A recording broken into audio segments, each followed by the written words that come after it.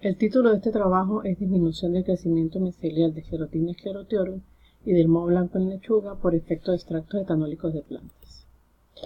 El moho blanco es una enfermedad que afecta a diversos rubros hortícolas, llegando a causar pérdidas de hasta un 80%.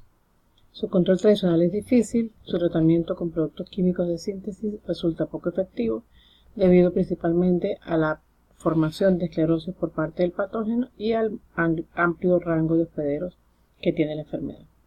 Por esto es que los extractos de plantas se presentan como una estrategia para el manejo integrado de plagas de esta enfermedad y tiene dos principales ventajas, que es amigable con el ambiente y que es de sencilla elaboración.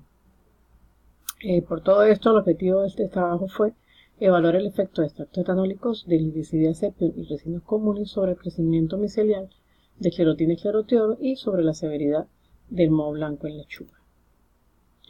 Se tomó una cepa de Sclerotinia sclerotiorum del cepario del Laboratorio de Investigaciones Genéticas de la UNED, cuyo código es LIG070, para este experimento. Los extractos etanólicos se prepararon secando a la sombra hojas sanas de ambas especies, de Glycidia sepium y de resinos comunes. Posteriormente se molió ese material vegetal en licuadora convencional. Luego se cubrió totalmente ese material con etanol al 96% en un frasco apropiado. Se dejó macerar por 48 horas en la oscuridad. Se filtró luego en 4 capas de gasa. Ese líquido se llevó al rotoevaporador para obtener los extractos etanólicos y se mantuvo en frascos ámbar y refrigerados hasta utilizarse según la metodología de Rodríguez y Sanabria. La tasa de extracción obtenida para este experimento en resinos comunes fue de 14,5 y en el caso de Glycidia sepium 6,9%. Para medir el efecto de los extractos etanólicos sobre el crecimiento micelial de Sclerotinia sclerotiorum se adaptó a la metodología de Zapata, que consistió en cultivar aislamientos de PDA por una semana, luego transferir discos con micelio de 9 milímetros de diámetro a cápsulas con PDA más cada extracto en 3 concentraciones, 0%, 3% y 5%, para un total de 5 tratamientos con 5 repeticiones.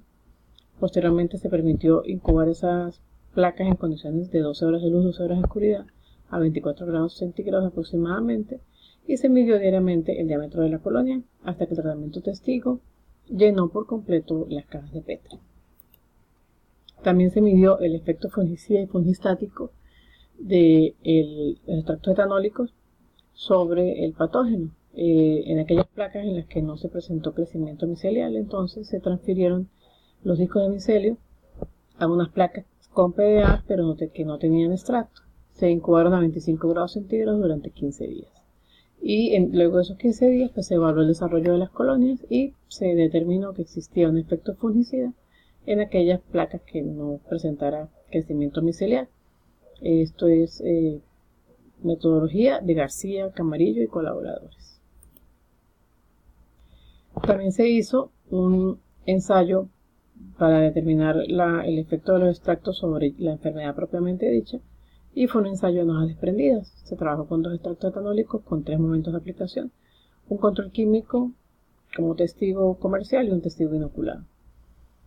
Se trabajó con 3 momentos de aplicación, como ya lo dije, un día antes de la inoculación, 1 hora antes de la inoculación y un día después de la inoculación, para un total de 10 tratamientos con 6 repeticiones. Para esto se tomó hojas de lechuga, se lavaron con agua destilada estéril, se secaron con papel toallín, luego se colocó en una bandeja, se colocaron las hojas en una bandeja de poliestireno con algodón humedecido en su base para evitar la desecación. Se inocularon con 2 discos de PDA con micelio colocados en el haz de la hoja, se cubrieron con una bolsa plástica y se ató en su base para dar condiciones de alta humedad relativa, y se incubó a una temperatura promedio de 24 grados centígrados para luego determinar la severidad por medio del diámetro del tejido necrótico a las 48 y 72 horas después de la inoculación. A las 48 horas se determinó el análisis estadístico, se realizó el análisis estadístico por medio de Kruskal-Wallis y a las 72 horas fue por análisis de varianza.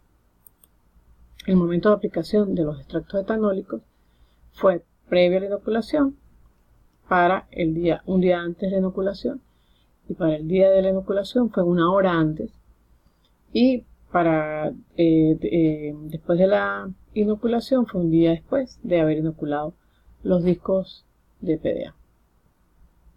Se aplicaron extractos etanólicos a un 20% de concentración mediante una dispersión que, tratando de cubrir todo el aire foliar de la hoja, aproximadamente se trabajó con 2 mililitros por hoja.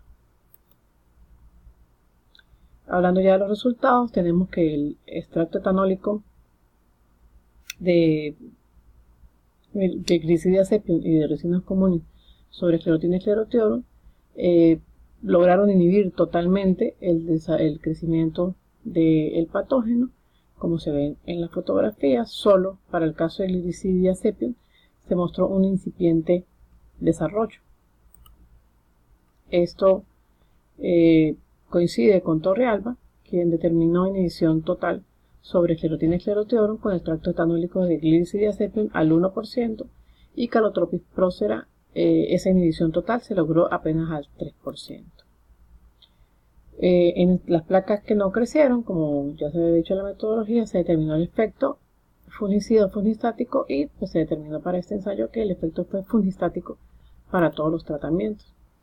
Sin embargo, Peñalosa, trabajando con extracto etanólico sobre Moniliopstora roreri, de glicidiazepam y de resinos comunes, las mismas plantas que se usaron en este ensayo, lograron actividad fungicida al 5% y efecto fungistático al 3%.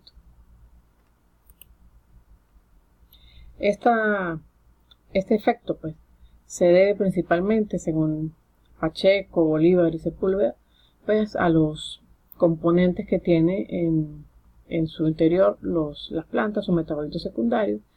En el caso de resinos comunes, pues tenemos aceites esenciales, alcaloides, flavonoides y terpenos, y en el caso de glicidiazepam también hay alcaloides, aceites esenciales, pero también hay polifenoles, taninos, antraquinonas y flavonoides. Ya viendo el efecto sobre la planta, sobre el moho blanco, ¿verdad? A las 48 horas vemos que cuando se aplicó un día antes de la inoculación, en ninguno de los casos, ni con glicidiazepam, ni con resinas comunes, ni con el control químico, hubo algún crecimiento. Ya cuando la aplicación del extracto fue el día de la inoculación, 1 hora antes de la inoculación, si vemos algún crecimiento en los tratamientos de glicidiazepam y de resinas comunes. Sin embargo, el control químico se mantiene sin crecimiento, sin necrosis, ¿verdad? Y cuando se aplica un día después de la inoculación, vemos que el efecto es totalmente similar al tratamiento testigo. A las 72 horas vemos que el crecimiento de la lesión es mayor, ¿verdad? Se mantiene siempre el día antes de aplicación, el control químico sin efecto, sin ninguna lesión presente. Pues de hecho el fungicida utilizado es un fungicida preventivo por excelencia, que es el Mancozeb. Sin embargo, entonces todos los demás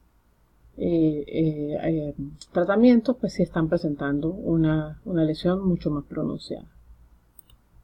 Si vemos el gráfico, nos damos cuenta que en las barras, los cilindros azules son la lesión, es el diámetro promedio de la lesión a las 48 horas, y los cilindros verdes es el diámetro promedio de la lesión a las 72 horas. Vemos que T1, T2 y T3, que son tratamientos antes de la inoculación, el día antes de la inoculación, el efecto de los extractos es muchísimo más pronunciado, muchísimo mejor que en tratamientos que se hicieron el día después de la inoculación, ¿sí? En este sentido, pues Rodríguez y Sanabria reportaron que el uso de extractos etanólicos era positivo en lipoaricanoides y Phyllanthus niruri y Heliotropion indicum, sobre Rhizoctonia solani y sobre Bipolaris maidis en el caso de plántulas de maíz en bandeja. Y Ortiz y colaboradores también encontraron que el extracto etanólico de lipoaricanoides y de glicidiazepam sobre el tizón tardío del celery causado por Septoria apicola tiene efecto preventivo y efecto curativo. En nuestro caso no fue así, solo el efecto fue mucho más preventivo que curativo. Como conclusiones, entonces, tenemos que los extractos etanólicos de Glycidia cepium y Ricinus communis, tanto al 3% como al 5%, inhibieron totalmente el crecimiento micelial de Sclerotinia sclerotiodum y presentaron un efecto fungistático sobre el patógeno. Y para las condiciones estudiadas, los extractos etanólicos de Glycidia cepium y Ricinus communis tuvieron mejor efecto al ser aplicados un día antes de la inoculación, por lo que las aplicaciones preventivas se perfilan como las más eficaces para el manejo de la enfermedad. Por su atención, muchas gracias y quedo a la espera de alguna duda o comentario que tengan a bien hacer. Muchas gracias.